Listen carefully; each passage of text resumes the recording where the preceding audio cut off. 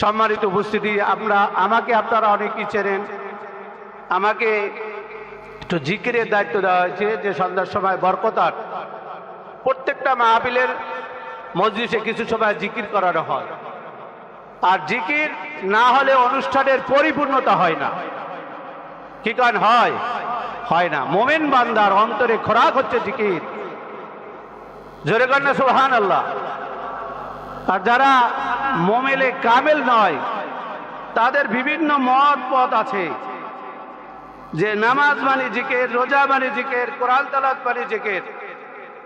আমরা সেটাকে অস্বীকার করি না, কিন্তু মূলত মাগরিব এবং ফজরের বাদে কিছু সময় বসে চক্ষু বন্ধ করে খুব ধ্যানের সাথে লা ইলাহা ইল্লাল্লাহ, সুবহানাল্লাহ, আলহামদুলিল্লাহ, আল্লাহু আকবার এই শব্দগুলি, আল্লাহর এই সিফাতি নামগুলি ধরে ধরে ডাকলে পরে মুমিনের হৃদয়টা ঠান্ডা হয়ে যায়। জোরে কর না সুবহানাল্লাহ। কারণ মুমিন জিকির ছাড়া তার অন্তরে শান্তি পায় না। কি কারণ পায় না।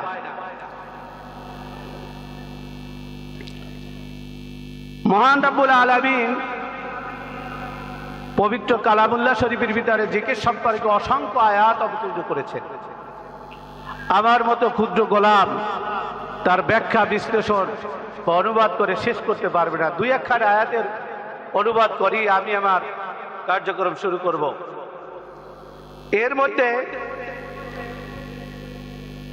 রব্বুল আলামিন পবিত্র কালামুল্লাহর ভিতরে এক জায়গায় ইরশাদ করেছেন, বিসমিল্লাহির রহমানির রহিম, ফাযকুরুনি আযকুরুকুম। তোমরা আমাকে স্মরণ করো, আমি আল্লাহ তোমাদেরকে স্মরণ করব। জোরে কর না সুবহানাল্লাহ। আল্লাহকে স্মরণ করলে আল্লাহ তার বান্দাকে কি করেন? স্মরণ করেন। তার মানে আমরা যখন আলহামদুলিল্লাহ বলি, আল্লাহ তখন বলেন হামাদানি আবদি, আমার বান্দা আমার প্রশংসা করেছে। জোরে কর না সুবহানাল্লাহ। আল্লাহু আকবার বলি, তখন আল্লাহ বলে আমার বান্দা আমার বরত্ব, আমার মহত্ব প্রকাশ করেছে। ও ফেরেশতারা, তোমাদেরকে সাক্ষী রেখে বলতে চাই, আমিও ওই বান্দাকে, ওই বান্দাদেরকে, ওই বান্দীদেরকে দুনিয়ায় বরত্ব এবং মহত্ব ঘোষণা করলাম। তাদের সম্মান, ইজ্জত, বরকত, রহমত বাড়াই দিলাম। জোরে কর না সুবহানাল্লাহ। অন্য আয়াতে আল্লাহ তাআলা বলেন, আযকুর ইসমা রাব্বিকা ওয়া তাবাত্তাল ইলাইহি তাবতীলা। তোমরা তোমার পূর্বকে স্তর বাই স্তর পর্যায় করবে, ডাকাডাকি করো, স্মরণ করো, তাহলে তোমার পদমর্যাদা বেড়ে যাবে। আল্লাহর পক্ষ থেকে তুমি নেয়ামত প্রাপ্ত হয়ে যাবে। আমরা বাহ্যিক দৃষ্টিতে দেখি এই বাংলাদেশ পীর আউলিয়ার দেশ, ওলি আল্লাহর দেশ। এই দেশে যাদেরকে পীর আউলিয়া নামে খেতাব দেওয়া হয়েছে, যারা আল্লাহ ওলি নামে ঘোষিত হয়েছে, প্রত্যেকের জীবনী তালাশ করে দেখে জিকির ছাড়া কিন্তু কেউ আল্লাহর ওলি হতে পারে না। কি কাজ পারে নাই। জিকির যার যত বেশি, আল্লাহর দরবারে তার পদমর্যাদা তত বেশি। জোরে কর না সুবহানাল্লাহ। আমি একবার পটুয়াখালী পাঙ্গাসিয়া দরবারে গেছি, তখন আমি আলেম পরীক্ষা দেই, ওইখানে তালিমি জলসা ছিল। সকালবেলা দেখি ফজরের সময় জিকির করতে করতে করতে করতে একটা লোক তার হাল হারাই ফেলছে।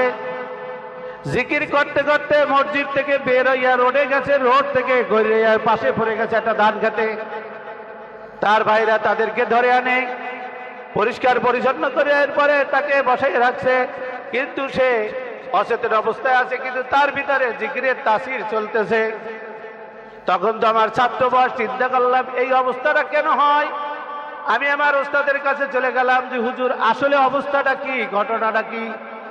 কয়ে বাবা, আল্লাহর পৃথিবীতে আল্লাহর এমন কিছু বান্দা বান্দি আছে যারা সকাল সন্ধ্যায় নিরাপদে আল্লাহকে ডাকতে থাকে, আর ডাকতে ডাকতে ডাকতে ডাকতে ডাকতে ডাকতে আল্লাহর সাথে সাক্ষাতের অপেক্ষায় তারা এমন অচেতন হয়ে যায়, দুনিয়ার কোনো হিসাব তাদের কাছে থাকে না। প্রিয় ভাই সাহেব, মোমেন যারা, তারা সকাল সন্ধ্যা জিকির করে। জিকির ছাড়া তার অন্তরে কিন্তু প্রশান্তি আসতে পারে। কোরআনের ভিতরে একমাত্র কাসীরান শব্দটা ব্যবহার করা হয়েছে জিকিরের বেলায়। যে বেশি বেশি করিয়া তোমরা কি আল্লাহকে ডাকো। নামাজের বেলায় বলা হয় নাই, রোজার বেলায় বলা হয় নাই, হজের বেলায় বলা হয় নাই, অন্য কোনো ইবাদতের বেলায় বেশি বেশি করিয়া করো এইটা কোরআনে সরাসরি বলা হয় নাই। একমাত্র জিকিরের বেলায় বলা হয়েছে যে তোমরা আল্লাহকে, তোমার রবকে বেশি বেশি করিয়া ডাকো। ডাকলে পরে তোমার অশান্তি দূর হয়ে শান্তিতে তুমি পরিণত হয়ে যাবে। জোরে কন্যা সুবহানাল্লাহ।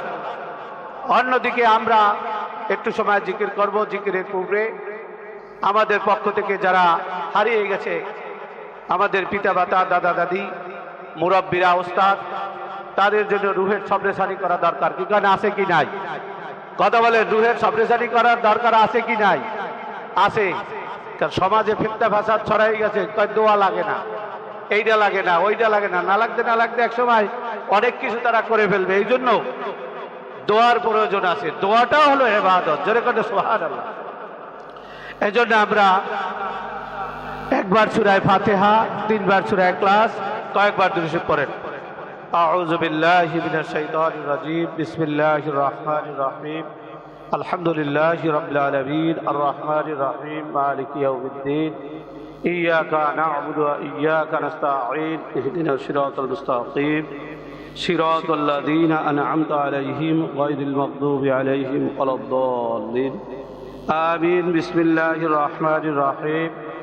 কুল হুয়াল্লাহু আহাদ, আল্লাহুস সামাদ, লাম ইয়ালিদ ওয়া লাম ইউলাদ ওয়া লাম ইয়াকুল লাহু কুফুয়ান আহাদ। বিসমিল্লাহির রহমানির রহিম। সবাই পড়বেন। কুল হুয়াল্লাহু আহাদ, আল্লাহুস সামাদ, লাম ইয়ালিদ ওয়া লাম ইউলাদ ওয়া লাম ইয়াকুল লাহু কুফুয়ান আহাদ। বিসমিল্লাহির রহমানির রহিম। কুল হুয়াল্লাহু আহাদ, আল্লাহুস সামাদ, লাম ইয়ালিদ ওয়া লাম ইউলাদ ওয়া লাম ইয়াকুল লাহু কুফুয়ান আহাদ। লা ইলাহা ইল্লাল্লাহু, আল্লাহু আকবার, ওয়ালিল্লাহিল হামদ। বিসমিল্লাহির রহমানির রহিম।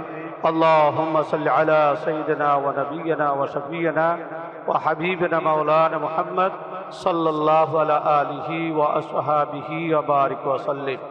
اللهم صل على سيدنا ونبينا وشفينا وحبيبنا مولانا محمد صلى الله على آله وصحبه وبارك وسلم. اللهم صل على سيدنا ونبينا وشفينا وحبيبنا مولانا محمد صلى الله على آله وصحبه وبارك وسلم. اللهم صل على سيدنا ونبينا وشفينا وحبيبنا مولانا محمد صلى الله على آله وصحبه وبارك وسلم. اللهم آمين، اللهم آمين، اللهم آمين يا رب العالمين، يا أرحم الراحمين، يا أول الأولين، يا آخر الآخرين. ربنا ظلمنا أنفسنا وإن لم تغفر لنا وترحمنا لنكونن من الخاسرين. ربنا آتنا في الدنيا حسنة وفي الآخرة حسنة وقنا عذاب النار. رب ارحمهما كما ربياني صغيرا. رب ارحمهما كما ربياني صغيرا. রব্বুল আলামিন, আমরা আপনার গোলাম, গোলামের ঘরের গোলাম, দাসের ঘরের দাস। আয় আল্লাহ, আল্লাহ মাগরিবের নামাজ আপনার ঘরে বসে আদায় করে আপনার ঘরের আঙ্গিনায় বসে আল্লাহ কোরআনুল কারীম থেকে সূরা ফাতিহা শরীফ, ইখলাস শরীফ, দুরূদ শরীফ পড়লাম। মাহবুব মেহেরবানি করে ত্রুটি বিচ্যুতি মাফ করে তামাম আমলগুলো আপনি কবুল ও মঞ্জুর করে নিন। আল্লাহ, আপনি আমাদের জীবনের গুনাহখাতাগুলিকে মাফ করে দিন। আল্লাহ, তামাম সব নবীর পাক সাল্লাল্লাহু আলাইহি ওয়াসাল্লামের রওজায় সোনার মদিনায় পৌঁছাই দিন।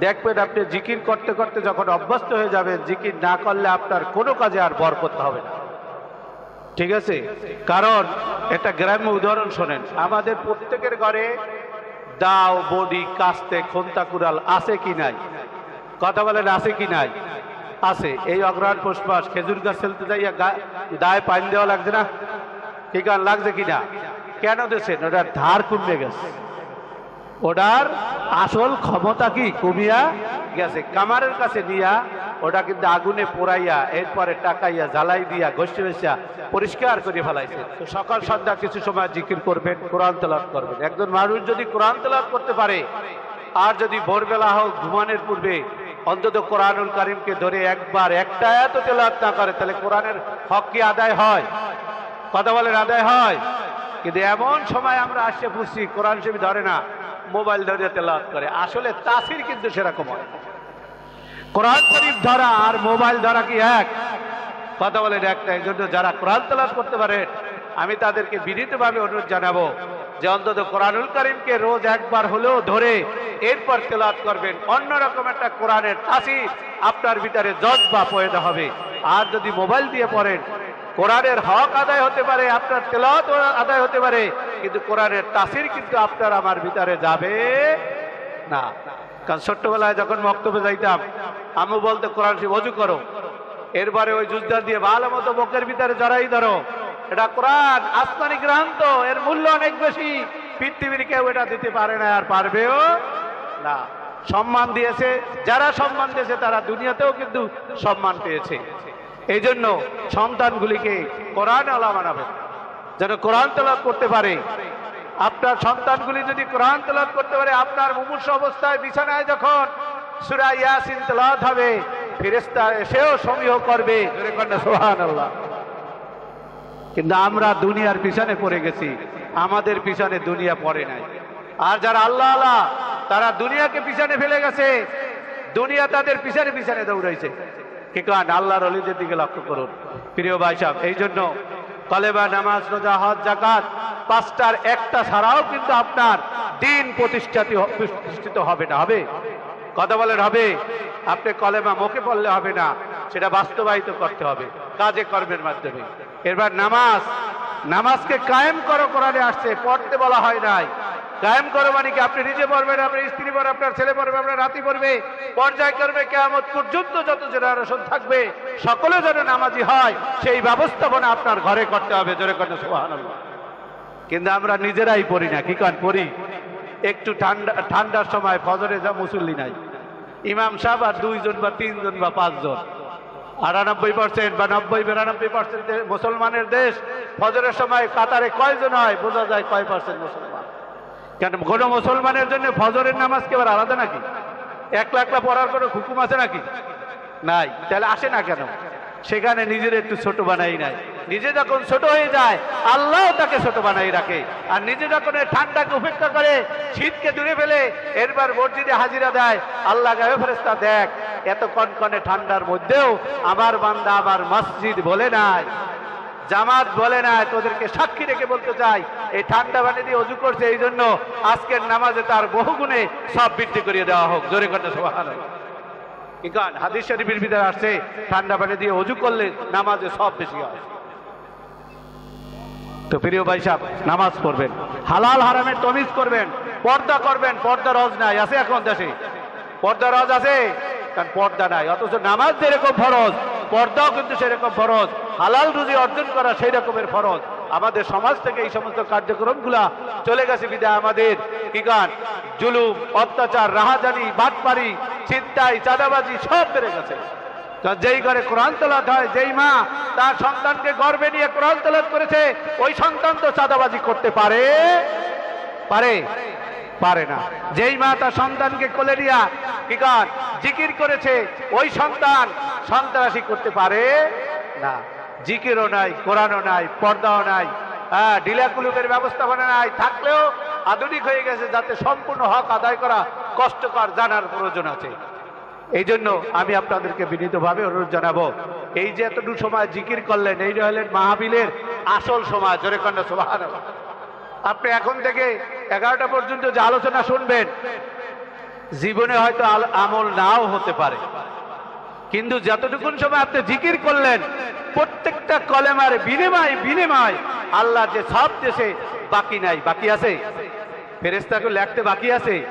মোটেও বাকি নাই। এই জন্য যেখানে মাহফিলে ধর্মীয় আলোচনায় যাবেন, প্রথমে যাইয়া নামাজ পড়ে জিকিরটা অন্তত জামাতের সাথে একাত্রে বসে আদায় করবেন। কোনো কিছু না হলেও আমল নামায় এই সবটুকুন পাওয়া যাবে। আর এইটার কারণে ওসিলায় কিয়ামতের মাঠে হয়তো আল্লাহ জান্নাতের একটা ফয়সালা করে দিলেও দিতে পারে। আর সকলের জন্য দোয়া করবেন সবসময়ের জন্য। দোয়া হলো ইবাদত, আর দোয়াও হিয়াল ইবাদত, দোয়াটাও হচ্ছে ইবাদত। তো মহান রব্বুল আলামিনের দরবারে শুকরিয়া জ্ঞাপন করছি। আপনারা সকাল সন্ধ্যা জিকির করবেন, নিজেরা একলারা না, সাথে ভাবিরেও নেবেন, মা বোনদেরকেও নেবেন, সন্তানদেরকেও নেবেন। আপনি মাগরিব পড়েন, মাগরিবের আওয়ামিন পড়েন, সন্তানদেরকেও শিখাবেন। যদি না শিখান, বাস্তবে তালিম না দেন, আল্লাহর দরবারে জবাবদিহি করা লাগবে। যত জিকির করেন, হ্যাঁ, আওয়ামিন পড়বেন, এরশাদ পড়বেন, তাহাজ্জুদ পড়বেন, জাল পড়বেন, চাষ পড়বেন, অন্তত 10 ওয়াক্ত নামাজের তালিম সন্তানদেরকে দিয়া যাবেন। তাহলে ওই সন্তান আবার তার পরবর্তী সন্তানকে দেবে। যদিও নফল 5 ওয়াক্তের পরে আর 5 ওয়াক্ত, কিন্তু আসলে মুসলমান হিসাবে পড়া দরকার কিনা? কথা বলেন, দরকার কিনা? দরকার। আমি জিজ্ঞেস করি, আমি তো শিক্ষকতা করি মাঝে মাঝে, যে বলো তো দেখি নামাজ কয় ওয়াক্ত? কয় হুজুর 5 ওয়াক্ত। আমি কি আর বাইরে জানো কি? কয় হ্যাঁ তো হুজুর করতে যায়। কয়টা আমি শোনো, আমার কাছে তো 10 ওয়াক্ত নামাজের নামাজ সময় জেনে নাও, নাম জেনে নাও। কয় হুজুর এগুলাও কি নামাজ? এরবার আমি একটা ওজিফা বা ইসের কেতাবের নাম বলে দিই, এইটা কি না পড়ো, সেখানে সব নামাজের বিস্তারিত বর্ণনা আছে। প্রিয় ভাই সাহেব, আমি যদি আমার সন্তানকে ইসলামের উপরে না রেখে যাই, মিল্লাতের উপরে না রেখে যাই, কোরআনের উপরে না রেখে যাই, মসজিদমুখী না বানাই, পরবর্তী কেউ করবে না। বিকার করবে খুব কম, খুব কম। আর যদি সন্তানকে মসজিদমুখী করেন, কোরআনমুখী করেন, হাদিসমুখী করেন, তাহলে মৃত্যুর পূর্বেও আপনি সফলতা লাভ করবেন, মৃত্যুর পরে তো আসি। জোরে কন্যা সুবহানাল্লাহ। মহান রব্বুল আলামিন আমাদের সকলকে বেশি বেশি আমল করার তৌফিক দান করুন। সকলে বলুন আমিন।